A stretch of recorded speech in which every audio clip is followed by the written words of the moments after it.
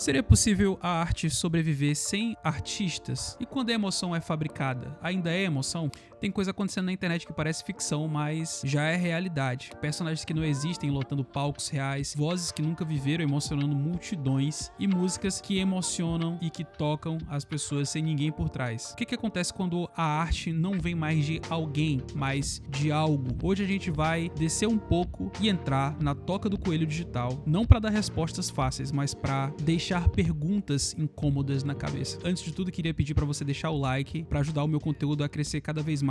Tô muito feliz que as pessoas estão gostando cada vez mais dos vídeos que eu tenho postado, e também se inscreve no canal para você continuar recebendo vídeos novos de outros temas, sobre outros assuntos. O YouTube relatou, através da sua equipe de cultura e tendência, que o número de youtubers virtuais, os chamados VTubers, vem crescendo aceleradamente nos últimos anos, representando 16 dos 20 canais com mais superchats recebidos. Em 2024, apenas 300 desses criadores virtuais foram responsáveis por mais de 15 bilhões de visualizações só aqui no YouTube. A grande maioria desses personagens tem uma forma de anime e são originalmente dublados por pessoas nas suas falas e nas músicas cantadas. Só que recentemente o trabalho sem rosto dos dubladores tem sido substituído por IAs, tanto nas vozes como nos textos e nas letras das músicas. E as empresas que até então dividiam parte do lucro com a força de trabalho humana passaram a embolsar a grana dos royalties sozinhas. E pra quem não tá tão familiarizado com essa história de VTubers, isso pode parecer papo de maluco, mas dentro do ramo do entretenimento, principalmente da música, os criadores virtuais movimentam uma massa significativa de pessoas. Dentre muitos dos VTubers, a Hatsune Miku, uma das maiores, tem quase 4 milhões de inscritos só no canal principal. Isso tirando os conteúdos alternativos sobre ela, que são remixados por outros canais em outras redes sociais, tendo mais de 5 bilhões de views só em 2024, gerando um peso e público para se apresentar, inclusive até no Coachella. E ela não é nem de longe um caso isolado. Embora essa noção de entretenimento virtualizado ainda não seja universal, parte por ser uma parada mais orientalizada, principalmente vinda do Japão, os VTubers não são tão novos no mercado e muito provavelmente vão ser ocidentalizados de alguma forma pela nossa indústria. Inclusive, o YouTube já apresentou dados de que 57% das pessoas entre 14 e 44 anos que usam a internet já se depararam com algum desses conteúdos nos últimos anos. O que pega é que, obviamente, parte desses conteúdos são criados por inteligências artificiais, jogando para casa do chapéu compositores, intérpretes e qualquer mente criativa que poderia estar por trás. E o que é inquietante não é só o autotune, nem os filtros das pseudovozes, nem os hologramas que dançam no palco. É a presença meio que fantasmagórica de algo que tá no centro de tudo e que, paradoxalmente, não tá em lugar nenhum. O autor, nesse caso, parece que o autor sumiu. E é de certa forma inquietante, porque ao longo da evolução da arte, que é quase que inerente à evolução da humanidade, a gente se acostumou a procurar alma na voz, olhar nos olhos dos artistas nos shows, ou pelo menos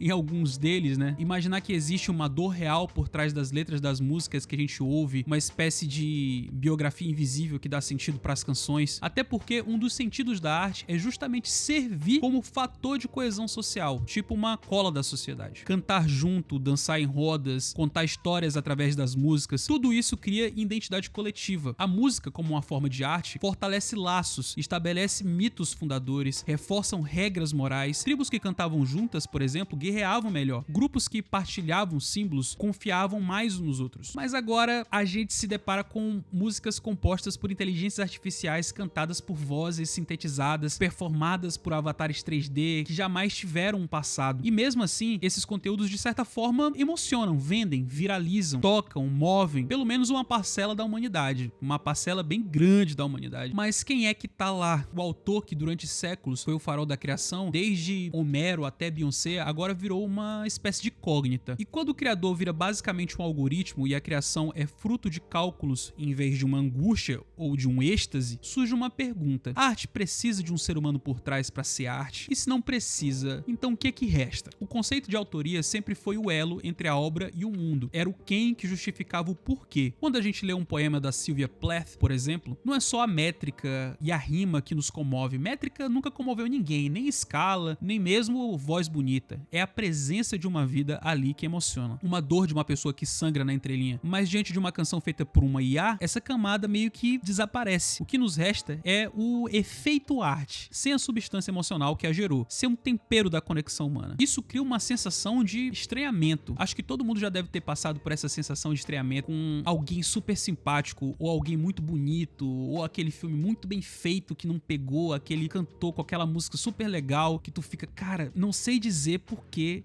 mas eu não gosto. É tudo bom, mas sei lá, não me pegou. É uma sensação de que algo ali não tá certo, mas sem saber dizer o porquê. Um exemplo recente dessa sensação é todo esse fuzuê que a gente tem vivido com a chegada na mídia das Mães de Bebê Reborn. Uma peça que é tão perfeitamente criada que chega a dar medo, pelo menos em mim.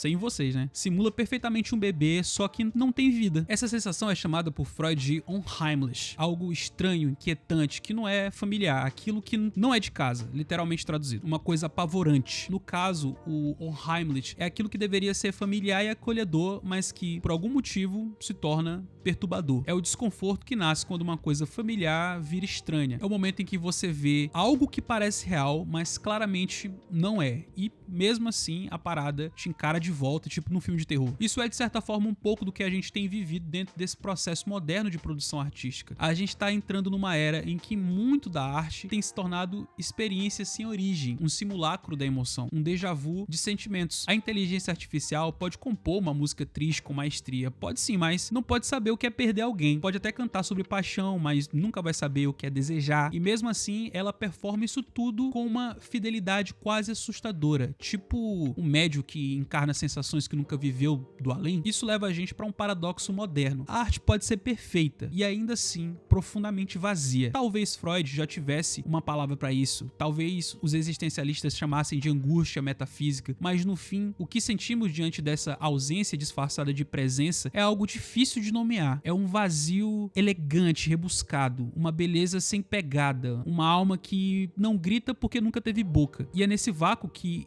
a maior pergunta de todas se instala. Se ninguém sentiu, ninguém viveu, ninguém escreveu, então quem é que tá emocionando? Quem tá lotando esses shows de VTubers no Coachella? Quem tá indo nesses festivais? Quem tá dando tanta visualização pra esses personagens no YouTube, por exemplo? Se arte é espelho, o que a gente tá vendo agora talvez seja só um reflexo do nosso próprio desejo de sentir alguma coisa, mesmo que seja mentira. E talvez toda essa reflexão, toda essa viagem, toda essa parada de músicas criadas por inteligências artificiais seja um sinal, não do fim da arte, mas do fim do artista como a gente conhece hoje, pelo menos. Até porque as inteligências artificiais entregam sob demanda, reflexões muitas vezes feitas sem as imperfeições que tornaram certas obras particularmente espetaculares, fazendo um mosaico de cacos de outras coisas já pré-existentes. A arte é a nossa forma mais primitiva de dizer eu existo. E eu, particularmente, assim como você, nós todos, na verdade, nos emocionamos diariamente com novas músicas. Nos excitamos com novos artistas e com trilhas sonoras que nem sabemos até que ponto foram compostas por seres humanos ou pelo menos trabalhadas, mesmo que parcialmente por inteligências artificiais. Afinal de contas, admitir isso para muitos artistas nos tempos atuais seria talvez até o fim da carreira, um atestado de incompetência artística. Mas nessa viagem toda, talvez a pergunta real nem seja se as inteligências artificiais fazem arte ou não, mas se a gente ainda faz. E se não fizer, será que o futuro vai sentir falta? Mais uma vez, muito obrigado a quem chegou até o final. Se você curtiu o conteúdo, reitero mais uma vez, dê aquele like para ajudar a crescer o canal. Um beijão, aquele abraço e até mais.